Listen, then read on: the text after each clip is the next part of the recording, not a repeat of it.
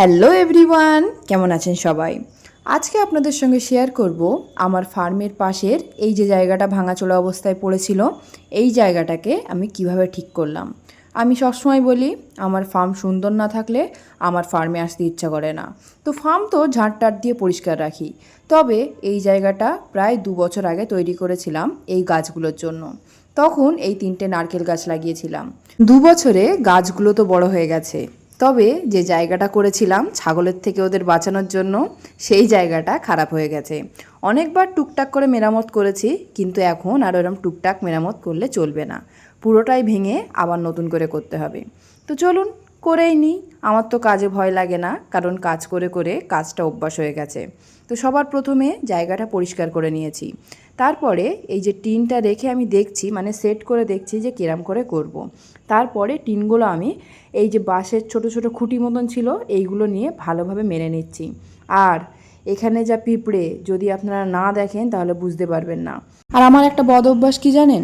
আমি যদি ভাবি যে আজকে আমি এই কাজটা করব, সে ঝড় বৃষ্টি পিঁপড়ে হাতি ঘোড়া যাই আসুক না কেন, আমার সেই কাজটা সেই দিনই করতে হবে। আমার এত বাজে অভ্যাস। আর কেউ যদি একবার বলে যে তুই পারবি না, এর জন্য ওয়েট কর, দুজন মিলে করবি, সেদিন তো আমার সেই কাজটা তক্ষুনি করতে হবে। বদ অভ্যাস, তবে বদ অভ্যাসটা জীবনে আমাকে এগিয়ে নিয়ে গেছে। আর আপনারা কোনো দিন আমার সঙ্গে কিন্তু অন্য কাউকে কাজ করতে দেখবেন না, কারণ আমি কারোর সঙ্গে কাজ করি না, বা এটা বলতে পারেন কাজ করতে পারি না। কারণ সচরাচর মানুষ না খুব বেশি অলস হয়, একটু কাজ করলো বসে পড়লো, আর একটু কাজ করলো বসে পড়লো। আমার ওরকম কাজ একদম পছন্দ হয় না। আমার কাজ হবে একদম ঝড়ের মতন, শুরু করব, শেষ করব, তারপরে রেস্ট নেব। এত কি বাবা, এখন ইয়াং আছি, বুড়ো হলে তো আর কাজ করতে পারবো না বলুন। সেই জন্য এখন কাজ করার বয়স, এখন কাজ করে নিই, টাকা পয়সা করে নিই, তারপরে বুড়ো বয়সে গিয়ে একদম চিল আরাম করব। জীবনে আজ পর্যন্ত যা যা করেছি সব নিজের জোরে করেছি। ওই যে মামা চাচা বাবা এদের টাকার উপরে ফোটানি মারা, সেই জিনিসটা কিন্তু আমার মধ্যে নেই। সেই জন্য আমার কথার মধ্যে কিন্তু একটা আলাদা কনফিডেন্স আপনারা পাবেন, যেটা ওই লোকের টাকায় আসবে না।